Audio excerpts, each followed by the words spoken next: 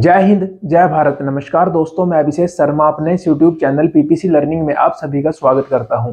आज हम क्या पढ़ेंगे? हम पढ़ेंगे संविधान सभा। हमारे भारत देश का जो संविधान है वो हमारे भारत देश की संविधान सभा द्वारा बनाया गया। 15 अगस्त 1947 को हमारा भारत देश आजाद हुआ और 26 जनवरी 1950 को हमारे भारत देश का संविधान लागू हुआ। देखिए, सबसे पहले तो आपको पता होना चाहिए संविधान होता क्या है।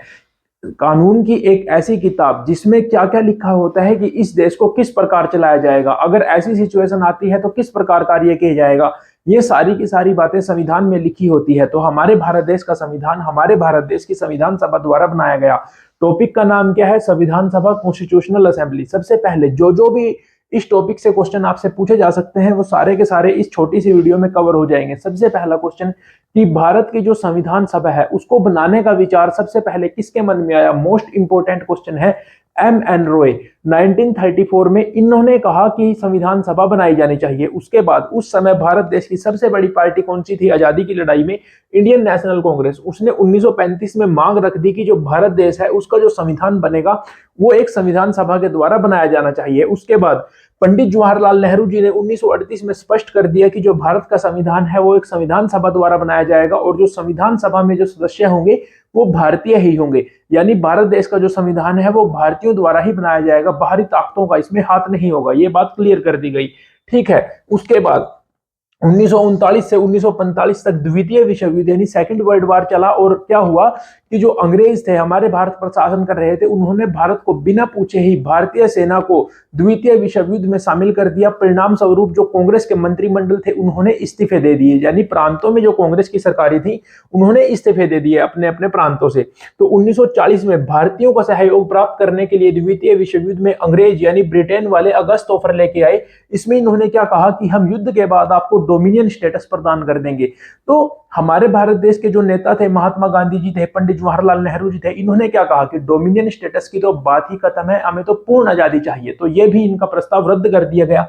उसके बाद 1942 में क्रिप्स मिशन भारत में आता है। इसका जो प्रस्ताव था इन्होंने भी यही डोमिनियन स्टेटस की बात रखी और कहा कि संविधान सभा की जो मांग है वो हम मान लेते हैं। युद्ध के बाद जैसे ही युद्ध समाप्त होता है आप युद्ध में हमारा साथ दीजिए, उसके बाद हम आपके लिए एक संविधान सभा बना देंगे जो आपके देश का संविधान तैयार करेगी। लेकिन इन्होंने कहा, इनका भी मेन मोटिव क्या था? डोमिनियन स्टेटस से रिलेटेड ही था। तो कांग्रेस ने या हमारे भारत देश के नेताओं ने उसको मानने से इनकार कर दिया। उसके बाद आते हैं जी कैबिनेट मिशन।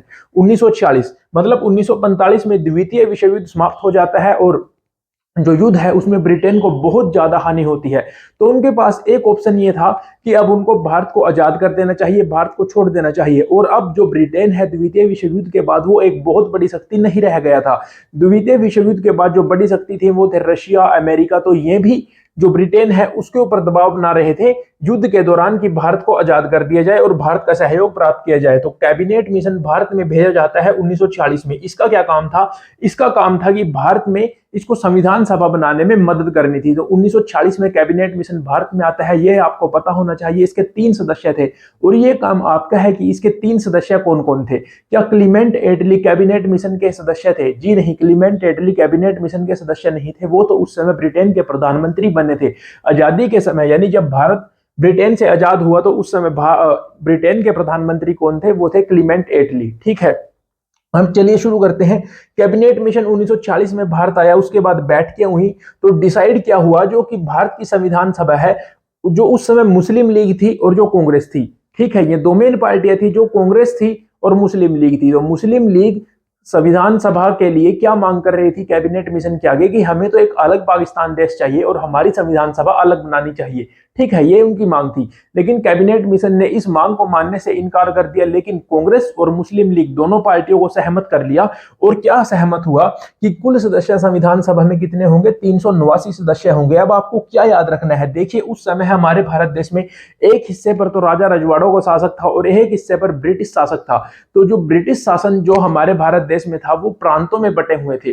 तो जो ब्रिटिश प्रांत थे उनमें से 292 सदस्य चुने जाने थे, यानी ब्रिटिश प्रांत जहां पे गवर्नर का शासन होता था। जैसे कुछ सदस्य बंबई से चुने जाते थे, मद्रास, आगरा, इनसे चुने जाते थे, और 4 सदस्य ऐसी जगह से चुने जाने थे जहां पर ब्रिटिश राज ही था, लेकिन वहां पे गवर्नर का शासन नहीं चलता था, वहां पे कमिश्नर के प्रांत वो बोले जाते थे। तो आपको मोटा मोटा क्या याद रखना है, 296 सदस्य ब्रिटिश प्रांतों से चुने जाने थे और 93 सदस्य देसी जो राजे रजवाड़े थे, महाराजे थे हमारे भारत देश में, उनसे उनको चुने जाने थे। अब देखिए, ये जो ब्रिटिश प्रांतों से सदस्य चुने जाने थे, ये तो चुने जाने थे, मतलब वोट के द्वारा चुने जाने थे। अब ये जो वोट है इनको कौन देगा, मैं और आप, मतलब जो साधारण लोग हैं वो तो वोट दे नहीं सकते। इनको वोट कौन देते थे, उस समय जो वोट देने का अधिकार था बहुत कम लोगों के पास था। तो उन्होंने अपनी अपनी असेंबलीज में, अपनी अपनी विधान परिषदों में जो सदस्य चुन के भेजे थे, अब उन सदस्यों को आगे इन 296 सदस्यों को चुनना था। और ये जो 93 सदस्य थे, ये राजा रजवाड़े अपनी मर्जी से किसी को भी नामांकित कर सकते थे, मतलब जिसकी रियासत में जिसको जो समझदार लगता था, जो एक योग्य पर्सन होता था, उसको चुनाव नहीं, उसको नामांकित करके, मतलब उसको बोल दिया गया कि आप हमारी तरफ से रिप्रेजेंटेटिव होंगे संविधान सभा में। ठीक है। अब जो सीटों का आवंटन है वो जनसंख्या के अनुपात में किया गया। मोटे मोटे तौर पर अगर हम कहें तो 10 लाख लोगों पर एक व्यक्ति को चुना जाना था। ब्रिटिश प्रांतों में जो सीटें थी उसका भी विभाजन इस प्रकार से किया गया कि जैसे आज के समय में क्या होता है आरक्षण, तो उस समय में भी क्या कहा गया था कि जो सीटें हैं वो इस प्रकार से चुनी जाए कि मुस्लिम सदस्य भी चुने जाए, सिख सदस्य भी चुने जाए, और मुस्लिम और सिखों के अलावा जो बाकी सब बचे वो सामान्य कैटेगरी यानी जनरल कैटेगरी में डाल दिए गए। तो जुलाई अगस्त 1946 में चुनाव होते हैं संविधान सभा के लिए। तो उसमें चुनाव में कितनी सीटों पे चुनाव होने थे, चुनाव होने थे, ये मैंने आपको बताया 93 सीटों को छोड़ के। तो जब चुनाव का रिजल्ट आता है, सबसे बड़ी पार्टी यानी 208 सीट कांग्रेस पार्टी जीतती है, 73 सीट मुस्लिम लीग जीतती है और 15 सीटें अन्य लोग जीतते हैं। तो आपको कांग्रेस और मुस्लिम लीग की सीटें याद रखनी पड़ेंगी। पहली बैठक कब होती है संविधान बनाने के लिए, 9 दिसंबर 1940 को, और कुल कितने बैठकें होती है, 11 बैठकें। अब बैठकों का मतलब ये नहीं है कि 1 या 2 घंटे बैठक चली, बैठक का मतलब कि कितने सत्र होते हैं, कि जैसे एक सत्र में कई बैठकें होती हैं, तो कुल कितने सत्र होते हैं संविधान बनाने के लिए, 11 सत्र। पहली बैठक 9 दिसंबर 1940 को हुई। उस समय फैसला किया गया कि जो संविधान सभा में सबसे वरिष्ठ सदस्य हैं डॉक्टर सच्चिदानंद सिन्हा जी, उनको एक अस्थायी अध्यक्ष के तौर पे चुन लिया गया, डॉक्टर सच्चिदानंद सिन्हा जी को। ये बात आपको याद रखनी है। 11 दिसंबर 1940 को यानी 2 ही दिन बाद दूसरी बैठक हुई और उसमें स्थायी अध्यक्ष का चुनाव किया गया। डॉक्टर राजेंद्र प्रसाद जी को स्थायी अध्यक्ष बना दिया गया। 2 उपाध्यक्ष चुने गए संविधान सभा के, एच.सी. मुखर्जी और वी.टी. कृष्णामाचारी। अब आपको याद रखना है ये वी.टी. कृष्णामाचारी है, टी.टी. कृष्णामाचारी अलग है। टी.टी. कृष्णामाचारी कौन थे, वो प्रारूप समिति के सदस्य थे। ये बात भी आपको याद रखनी पड़ेगी। 13 दिसंबर 1946 को तीसरी बैठक होती है, सबसे इंपॉर्टेंट बैठक होती है। उद्देश्य प्रस्ताव पास किया जाता है। उद्देश्य प्रस्ताव से आप क्या समझते हैं, what do you mean by उद्देश्य प्रस्ताव, यानी ऑब्जेक्टिव रिजोल्यूशन।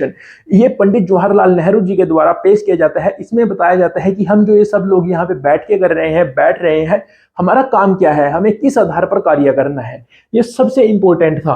पंडित नेहरू जी ने इसको पेश किया और 22 जनवरी 1947 को इसको अपना लिया गया। ठीक है, ये बात आपको याद रखनी है। अब देखिए, उसके बाद स्वतंत्रता अधिनियम आता है। कौन लेके आता है, ये बात आपको पता होना चाहिए। उस समय भारत का गवर्नर जनरल या वायसराय कौन था, लॉर्ड माउंटबेटन उस समय हमारे गवर्नर जनरल या फिर वायसराय, वायसराय सही शब्द रहेगा, वायसराय थे। तो 3 जून 1947 को स्वतंत्रता अधिनियम आता है और उसके तहत जो ये संविधान सभा है उसमें कुछ परिवर्तन कर लिए जाते हैं। अब आप कहेंगे परिवर्तन करने की क्या नीड थी, परिवर्तन करने की नीड ये थी क्योंकि उस दिन क्लियर कर दिया गया था कि जो भारत देश है उसका बंटवारा होगा, भारत अलग देश होगा और पाकिस्तान एक अलग देश होगा।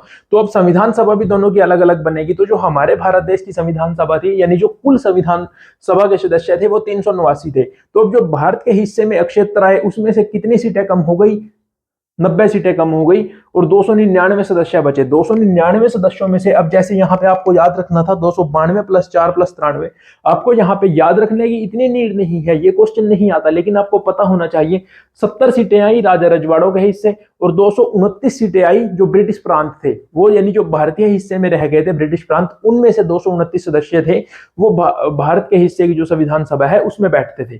ठीक है, अब जो संविधान सभा थी उसने एक साथ पैरेलली 2 कार्य किए। 2 कार्य कैसे किए, एक तो हमारे भारत देश का क्या बना रहे थे, संविधान, जो उसका मुख्य कार्य था। जब वो संविधान बनाते थे तो उस समय अध्यक्ष कौन होते थे, डॉक्टर राजेंद्र प्रसाद जी, जो आगे चल के हमारे भारत देश के राष्ट्रपति भी बने, पहले राष्ट्रपति बने। ठीक है, और अब देखिए संविधान सभा एक तो संविधान बना रही है, लेकिन संविधान बनाने में कितना टाइम लगा आप सभी जानते हैं, 2 साल 11 महीने और 18 दिन का समय लगा। तो इस बीच, इतने दिनों के बीच हमें भारत देश को भी तो चलाना है, इसके लिए आम कानून भी तो लागू करने हैं, बनाने हैं। तो वो काम कौन कर रहे थे? वो भी संविधान सभा का ही काम था। लेकिन जब आम कानून के लिए मीटिंग होती थी तो उस समय अध्यक्षता कौन करते थे? गणेश वासुदेव मावलंकर जी, जीवी मावलंकर। ये आगे चल के जब हमारे भारत देश की पहली लोकसभा बनी 1952 में, तो उस समय लोकसभा के पहले अध्यक्ष भी गणेश वासुदेव मावलंकर जी को ही बनाया गया। ठीक है, अब देखिए, महत्वपूर्ण कार्य सिर्फ संविधान सभा ने संविधान ही नहीं बनाया, उसके अलावा और साथ में पैरेलली बहुत इंपॉर्टेंट कार्य किए। सबसे पहले राष्ट्रीय ध्वज को अपनाया गया 22 जुलाई 1947 को, मोस्ट इंपॉर्टेंट डेट है हमारी हिस्ट्री में। राष्ट्रमंडल में भारत की सदस्यता के लिए कहा गया 1949 में। राष्ट्रपति राजेंद्र प्रसाद जी को चुना गया 24 जनवरी 1950 को, जब लास्ट मीटिंग थी उस दिन। और उसी दिन राष्ट्रीय गीत और राष्ट्रीय गान को भी चुना गया 24 जनवरी 1950 को ही। 24 जनवरी 1950 is the most important date. ठीक है, ये बात आपको याद रखनी है। अब पढ़ते हैं संविधान सभा की समितियों के बारे। देखिए, जो संविधान सभा बनाई गई उसमें से जो लोगों के ग्रुप बना दिए गए कि उनको अलग अलग समिति में रख दिया गया और उनके काम को डिवाइड कर दिया गया कि आपको ये कार्य करना है, आपको ये कार्य करना है। तो वैसे तो संविधान सभा की छोटी छोटी बहुत समितियां थी, लेकिन जो 8 प्रमुख समितियां थी वो आपको पता होनी चाहिए। और उन 8 प्रमुख समितियों के प्रमुख कौन कौन थे, मतलब उनके अध्यक्ष कौन कौन थे, जो मोस्ट इंपोर्टेंट क्वेश्चन बनते हैं, आसानी से आप लोग याद रख सकते हैं उनको। चलिए शुरू करते हैं। देखिए, संघ शक्ति समिति, संघीय संविधान समिति, ये 2 प्रमुख समितियां थी। और जो संघ का अगर कहीं पे नाम आ जाए तो संघ में सबसे इंपॉर्टेंट कौन होता है? प्रधानमंत्री। तो प्रधानमंत्री कौन बना भारत का? पंडित जवाहरलाल नेहरू। तो जो संघ शक्ति समिति और संघीय संविधान समिति, उसके अध्यक्ष थे पंडित जवाहरलाल नेहरू जी। प्रांतीय संविधान समिति, देखिए हमारे भारत देश में जो गृह मंत्री बना पहला, वो कौन बना? सरदार वल्लभ भाई पटेल जी। हमारे भारत देश में जो राजे रजवाड़े थे, उनकी जो रियासतें थी, उनको एक सूत्र में पिरोने का काम, मतलब उनको एक जगह लाने का काम किसने किया? सरदार वल्लभ भाई पटेल जी ने और वीपी मेनन ने। तो जो प्रांतीय संविधान समिति थी उसके अध्यक्ष कौन बने? सरदार पटेल।